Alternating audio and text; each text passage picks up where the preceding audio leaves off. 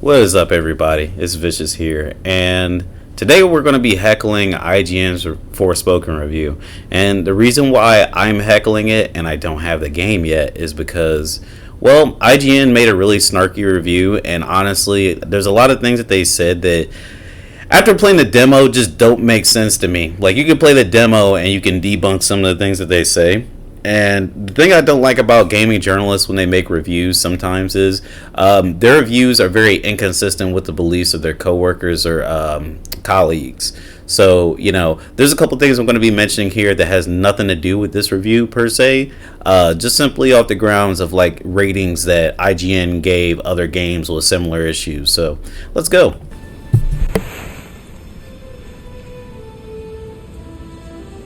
Curiouser and curiouser, cried Alice. Wish I could find that rabbit hole and tumble away to Wonderland. Okay, stop me if you've heard this one before.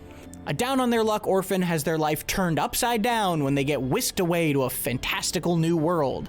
There they suddenly have magical powers and must reluctantly rise to become the hero its people need to stop an evil threat. If that sounds like every fantasy book you've ever forgotten you read, it's probably because Forspoken is a remarkably generic RPG, from its bland story to its lifeless open world. Alright, so before we go any further, I'm going to go ahead and tell you right now, that was a corny way to open the video. I know I'm not the funniest guy all the time, but if you're going to be judging a game's story and how well written the lines are, I need you to write better lines for the beginning of your review, homie.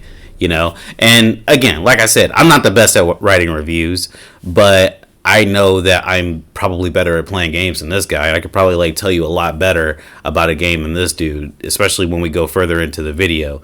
But yeah, that was a really corny way to start the video. This sounds like something that actually would be in the game. Like, imagine if she was actually like a game reviewer. That's how she might start this off as. Because I recognize that there's cheese in Forspoken, and I recognize that there's cheese in Devil May Cry, and Beautiful Joe, and Infamous, and Yakuza. But the thing is, I can look past that and see if a game has good gameplay. And if I can look past that and I can understand that the story is something that I actually like past the cheese, and that's fine.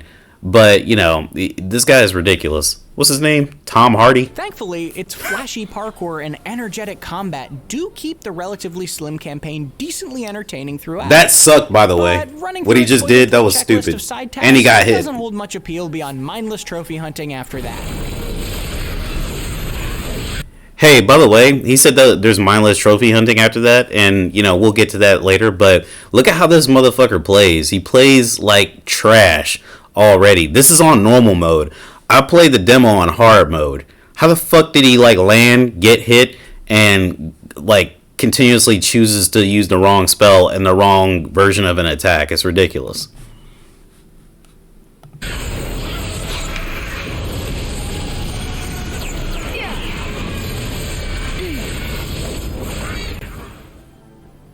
Tom Marks, that's his name. Square Enix puts you in the brooding shoes of Frey Holland, a well-acted but largely unlikable New Yorker. Frey is pulled through a portal to the fantasy realm of Athia.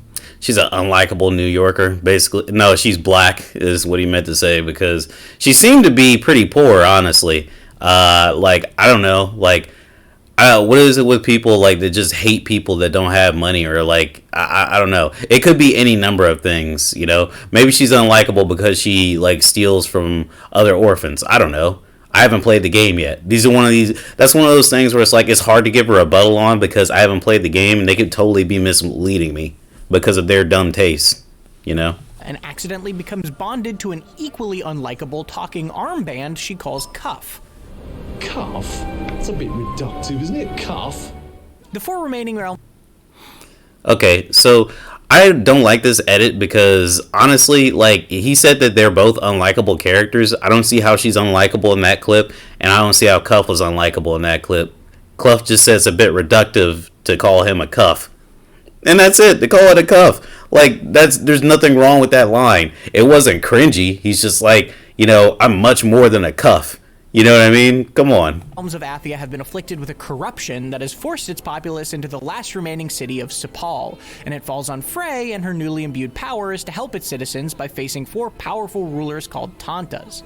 Not that she's all that interested in doing so. If you want to save your city, do it your f***ing self.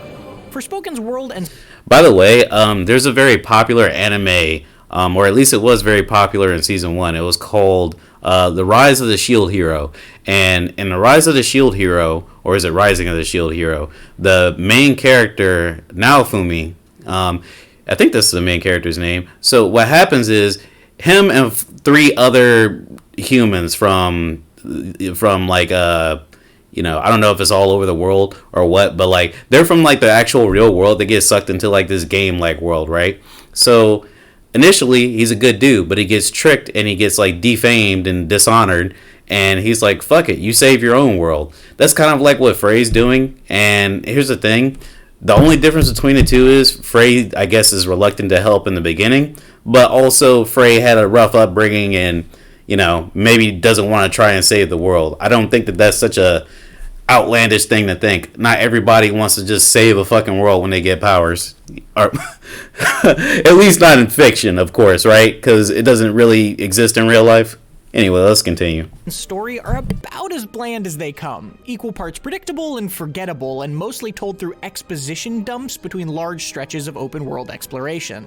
Across the 15 hours, I'm going to stop a bunch. I love how this is a big problem in Forspoken, the exposition dumps, but you get nothing in Elden Ring or any other FromSoft game besides actually having to fucking read weapon origins. You have to read the story on weapons, the story on items and things like that you find out in the open in FromSoft games. And, you know, nobody levied these arguments against a game like Final Fantasy 15, which a lot of people, a couple of, well, not even a couple, the team that was working, one of the teams that was working on Final Fantasy 15 had worked on that previously, and there wasn't a lot of story exposition in that game. You had to like watch a movie that came with the special edition, or you needed to watch a short anime to get everything down, and you had to buy the DLC. So I don't understand what the hell like this motherfucker's problem is. I get that he didn't make the Final Fantasy 15 review, but it's wildly inconsistent with the way the industry views open world games. You know, if you're gonna cut Final Fantasy 15 that slack and say it's one of the greatest games ever, along with Elden Ring, you got to do that with another game too, especially when it's the same genre. That's ridiculous. it took me to beat the campaign. They gave Elden Ring a 10, by the way. The writing never does a good job of establishing any of its characters or the relationships between them, constantly assuming we must already be invested in these people in a way it never actually earns. We must execute. I still don't understand the relationship between the bosses you need to beat and the final boss in Elden Ring, you know? I guess that's my fault. I must not have talked to the right NPC or something. Execute her immediately. Wait, what? No, that's crazy. I don't even know how I got here. Please, listen to me. The most egregious example of this is the Can I just like mention that those lines were acted pretty well and came out pretty well. They weren't cringe. It's just actual, real, decent acting. chemistry between Frey and Cuff, which frames most of Forspoken as a sort of buddy cop movie, but spends almost no time showing these two unlikely partners genuinely growing closer together. That means their snippy banter comes off as obnoxious rather than endearing. Can we just not talk? Fine. Fine by me. Suit yourself. I love a bit of silence. Fantastic. Frey is surprisingly vocal about her Okay, so he says that their dynamic doesn't work, but that was like, that example, that's been shown in trailers, and I hate how lazy this is. Like, they didn't show us a good example of how it doesn't work. They just showed us the beginning of the game. Obviously, she's still wearing her normal clothes, and she doesn't have her hair in a bun or whatever, so, like, that's like the very beginning, so I don't know, like, show us something in the middle that makes it seem like that this gets tiresome. This is just the beginning of the game where she's frustrated and just got thrown in jail, evidently. disdain for most And she's supposed to like be best friends with him, I guess. I don't know. Does this dude know what buddy cop movies are about? of the tasks you're asked to complete. Not super into the idea of going in here. And Cuff constantly Hold on. What?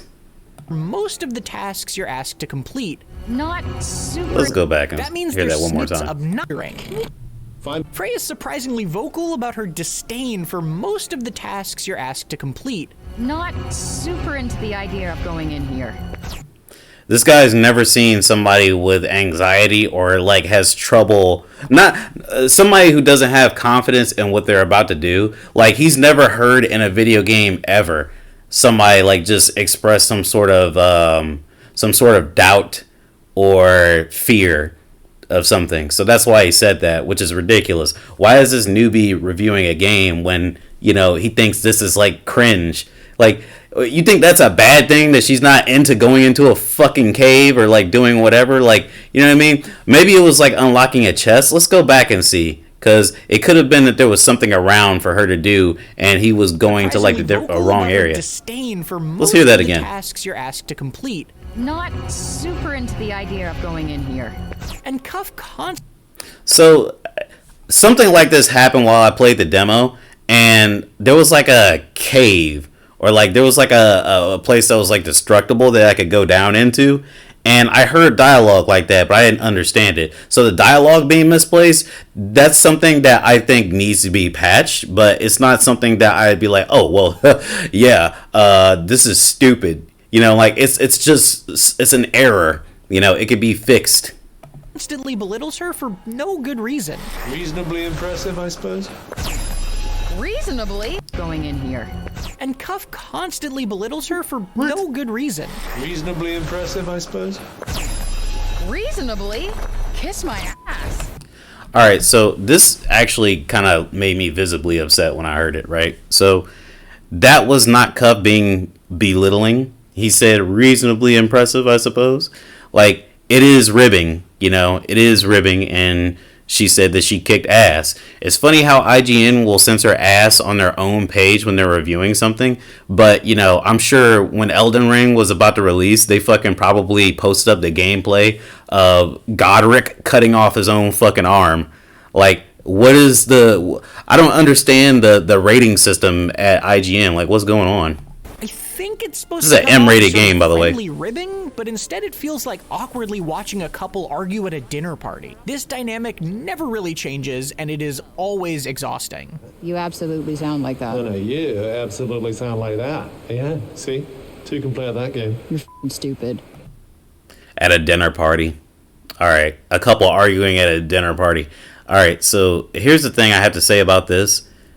Dinner party?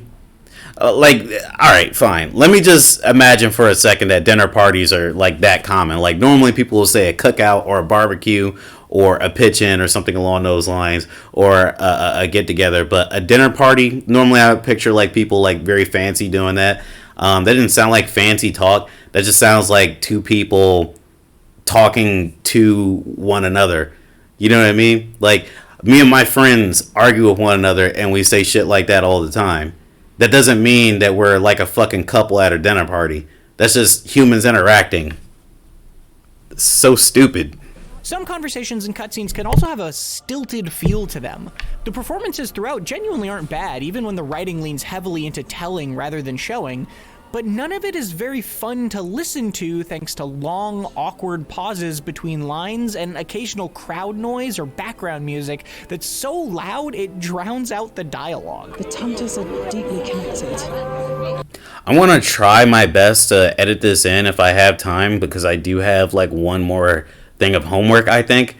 One more assignment, that is, for college. But I went to the PlayStation 5 demo of Forspoken, and you can actually turn voices and music down separately. So this idiot went through the whole game without going into settings and changing anything. You know, you can change the voice volume, the sound effects, you could change the music, all that shit you can put on different volumes. If it's bad at the start, you can change it. We're in an era where we need to go into settings and make our preferences you know, the way we want them.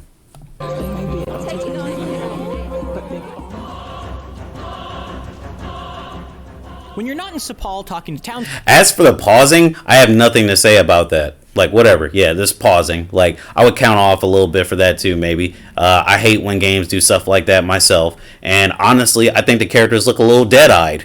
I think that's like a pretty... that's a pretty good objective view on, like, that whole situation he just showed us. ...folk and doing mundane side quests like chasing cats, you're generally given a target on your map and free reign to get as distracted as you'd like along the way.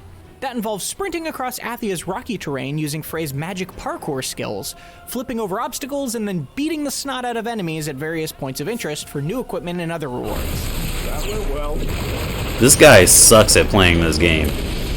This is what you'll be doing for the vast majority of your time with Forspoken, and it can be a lot of fun, even if those systems never get too deep. What? For the vast majority of your time with Forspoken, and enemies at various points of interest. What did he just say? This is what you'll be doing for the vast majority of your time with Forspoken, and it can be a lot of fun, even if those systems never get too deep. What system needs to be deep when it comes to combat besides the combat itself? That doesn't make any sense. I hate them when motherfuckers get on a game that, like, has a good combat, and they're like, yeah, but everything else and the combat's good, but... Like, dude, if the combat is good and it keeps you coming back to it, I don't think anything else really matters that much. When I played the demo, I got 12 hours on the demo because I was upgrading stuff. I was upgrading my abilities, and I was learning how to do different combinations of magic and different things that work. I was learning different ways to use my powers, but, you know, this guy, it just seems like he just holds buttons down. I don't know. He doesn't even pick the correct thing. You seen how he was doing the machine gun pellet attack? I don't know what it's actually called. With the rocks, instead of doing like the rock that explodes. He'll talk about that later.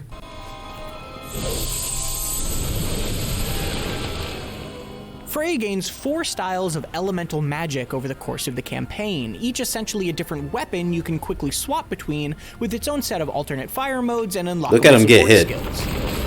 Look at how bad this dude is, bro. Why isn't he running? It's basically an earth-based. So here's the thing. Cuff tells you in the game, and you can turn the banter down, by the way. I don't mean like turn the voice down. I mean you can turn the amount of banter that happens in the game down, for all those who are wondering. But Cuff tells you need to get a little distance.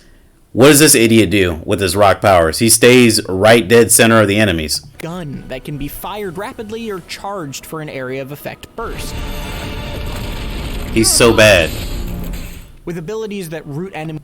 So let me explain why that was so bad right there. You see this here on the left? This is a support skill. When you have a support skill, you can charge your burst shot or whatever. You can charge your shot technique instantly. Now this may be in the beginning of the game, but why isn't he using a support skill to supplement his playstyle anyway? It just seems silly to me. That's why his score is just a B, even though it's fucking easy to get over an A. Temporarily and more. And as you play, you can modestly upgrade all of those skills. It's a little annoyingly restrictive until you do unlock more options, though. For example, you don't even have a melee attack until you look at this D rank right here. About a third of the way. Look at how bad he is, bro. I don't want to hear you talking about melee when you have a D rank right here. Open up more phrase capabilities. And you just hit a pillar. Combat becomes quite amusing. Enemy variety isn't exactly. Did you see that shit though? What was he aiming at? But once you do. All right, so there's an enemy right here. Open up more phrase capabilities. What the fuck was that? Abilities. Forspoken's particle effect. This is the guy making the review, talking about how the gameplay doesn't get too deep, and now he was just talking about how you could upgrade your skills. The way through the campaign. Let's listen to it again. Sorry. But once you do open up more phrase capabilities, Forspoken's particle effect filled combat becomes quite amusing. Enemy variety isn't exactly impressive, and it has a bad habit of recycling initially cool mini-bosses until they're a lot less fun to fight, but... Wow, you mean like Elden Ring? How there's a fucking magma dragon in 4 corners of the game? You mean like how there's a dragon that, you know, not only has the same fucking moveset with like a different element, but it's like sprinkled all throughout the game? Like they don't have like a different look about them at all, except for like colors? Are you kidding? Like, look at the shit that they levy against Forspoken, but they gave Elden Ring a 10 for having the exact same type of shit. But elemental resistances and unique quirks pushed me to frequently swap weapons and strategies in a way I really enjoy. This'll do it. Horrible, man. For example, I loved that the shielded enemies could be dealt with either by getting behind them or by charging an AoE shot and then firing it at the ground nearby to knock them off their guard. One-on-one fights can devolve Why don't you just into use locking your onto support target skills and mashing too? the right trigger while you strafe out of harm's way with Forspoken's extremely generous dodge system. I don't like that emphasis. Extremely generous. Like, dude, if you were playing any other game, you would have lost. More common group encounters often did a good job of keeping me on my toes. Let's see what happens now. This is a cool looking area. It's a similar mix of straightforward and flashy, sending you nimbly soaring across the environment by simply holding down the circle button and pointing yourself in a given direction. Just like your attacks, this becomes more This is fun. a demo with area. some cooler It looks pretty skills, good, by the like way. options that boost your speed with well-timed button presses. That said, it's also far more mindless than combat, requiring very little nuance even as additional techniques become available. That's not true, because when you're going up a hill using this jumping technique you just saw him using, it's the fastest way to go up a hill, and it requires more precise jumps because you're jumping faster to an upward hill. And when you upgrade this ability, it keeps you from using stamina. And then there's a sprinting ability that recovers your stamina. So now you can actually set how fast you want your stamina to recover in this game. So it might not affect that many people, but making it so it doesn't use any stamina is a really good thing. And it is pretty deep because there's some traversal that you can use, like when you use your fire whip to, like, you know, go from place to place or like land safely after like a big fall. That shit takes stamina, and you need to use that multiple times. But when you make it so you don't use any stamina at all, it becomes an ability that's pretty good, and it'll make you feel like it was worth it upgrading it. I just found out that you could do that on the demo last week. What the fuck does he mean that it's not deep enough? To you. Even still, it can be quite a satisfying way to fancifully flow. Like this, he's running up the fucking hill the wrong way. I mean, it's not because there is a way to fancifully. There's no wrong way to run up a hill, but it's like, alright, if you want to do it faster, or if a speedrunner was interested in playing this game, they would run up the hill by jumping up the hill. Flow from task to task without much thought.